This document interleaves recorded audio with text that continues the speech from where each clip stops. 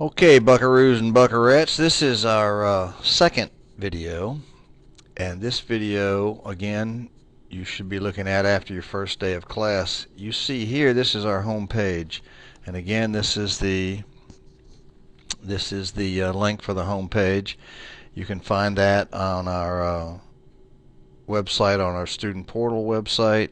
I gave it to you the other day, and you should have it and have it bookmarked. Now, if you went to this Unit 1 page, what you'd see is this is the first video I gave you, the class introduction video. And then if you go up here on any one of these unit pages here, you see Unit 1, the big picture. What you'll see is a couple of things. One, you'll see the pacing of the unit, how the pace that we're expected to take the unit, and you will also see a diagram like this. And this diagram is an overview of Unit 1. It looks kind of busy when you first look at it, but on the if you were to go down, if you were to scroll down on the Unit 1 big picture, you'd see an outline form of this same thing. Now, I like this, okay?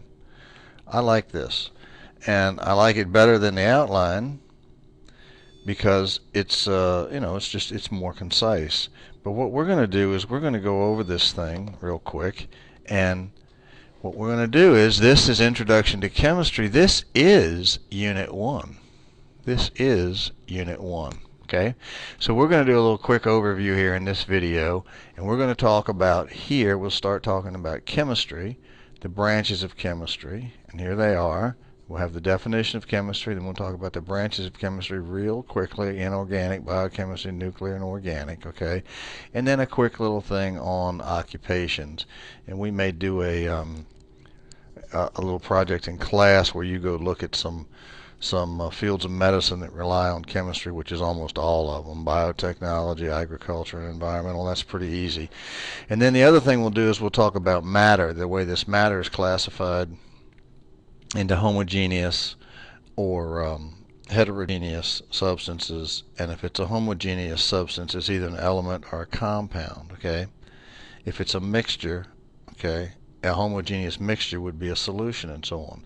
But what I want to show you here is how you'd get to this on your online textbook, okay? So you go over here, and I've already pulled up the online textbook page right here. And so what we see, and this is Chapter 1. You notice I went to the online textbook. I gave you your username and password. Went to Chapter 1 here, and so I'm going to E-activities, okay? So we look here, and boom, here is the definition of chemistry. It's the study of the composition, the structure, and the properties of matter. Now, the composition means what it's made of, right? The structure means how it's made. And then the property means how it reacts with other forms of matter, okay, and the changes that it undergoes. Here, we're talking about branches of chemistry, okay? And then these are different ways that you would study chemistry. What we are really in, essentially, is a physical chemistry. This is a physical chemistry type course. Little more information right here. Hopefully this will play for us. Chemistry is the study of how matter changes or can be changed, and what effects are produced. Organic chemistry is the study of most carbon-containing compounds. Biochemistry specifically studies those organic compounds found in living organisms, the processes they undergo, and the interaction of living organisms with inorganic compounds. Inorganic chemistry studies all substances not classified as organic, mainly those compounds that do not contain carbon. Another way to look at chemistry is to consider the chemical reactions being studied. Physical chemistry studies the properties and changes of matter and their relation to energy. It can involve both organic and inorganic compounds.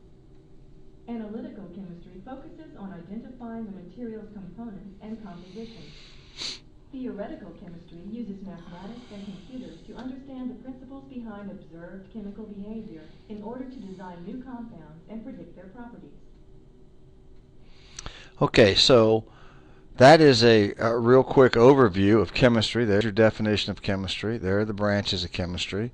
And so when you come back to class on your second day of class, these questions are fair game to check to see that you've watched this video. Okay?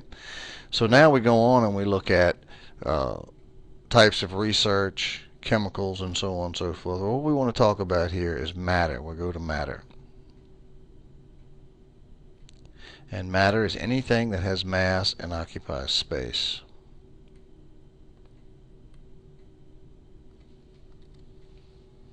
Everything is made of matter.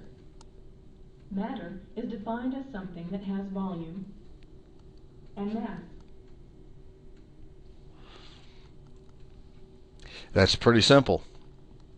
Everything is composed of matter. If it has mass and it occupies space, it's matter.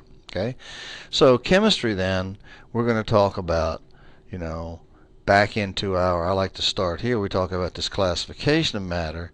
And so we classify matter into two basic categories. It's a dichotomy, okay? You have a pure substance or a mixture, okay? All matter can be described as either a pure substance or a mixture. If matter cannot be separated into more than one substance by physical means, it is a pure substance.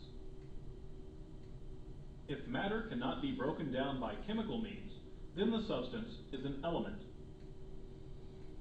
If matter can be broken down by chemical means, then the substance is a compound. If matter can be separated by physical means into more than one substance, it is not pure.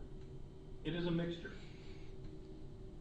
If the composition of a mixture is uniform, the mixture is a homogeneous mixture. If the composition is not uniform, the mixture is a heterogeneous mixture. All matter can be classified as either an element, a compound, a homogeneous mixture, or a heterogeneous mixture. Okay, now that sounds pretty simple, pretty straightforward, and it is, but it is a little more complicated than it seems at a glance. Notice they call this an element. They list this chlorine as an element. Well, this chlorine exists as a diatomic element, two atoms bonded together. That's called a diatomic element. So this is actually a molecule, okay, a chlorine molecule, but it is still a pure element. Now the compound here is carbon, the green again, the carbon, and then the 4 hydrogens, okay? And what they're saying is that chemically you could, and you do when you burn it, this is methane, you burn it, where you break the carbons off of the hydrogens. But in its natural state, it is an indivisible unit. This CH4 is an indivisible unit that will not come apart in physical means, okay? So it gets a little bit dicey, but the pure definitions shouldn't be a problem. And this thing is laid out pretty nicely, pretty simply, where you have a dichotomy. And when you talk about matter, you have either a pure substance or you have a mixture. If you have a pure substance, you have either an element or you have a compound. If you have a mixture, it's either homogeneous or it's heterogeneous. Okay, and that's the kind of stuff that I can clarify for you in class. We can, work some practice problems and whatnot, practice questions, and get that straight. Okay, good. Okay, so here I want you to go on in this online textbook and read each one of these little headings here, and go through each one and see what you can get out of each one of these for your own edification. Okay? All right. So when you come to class, you should be ready to answer the questions about what is chemistry, what are the branches of chemistry, what is matter, what is the difference between an element and a compound, and so on and so forth. Very straightforward.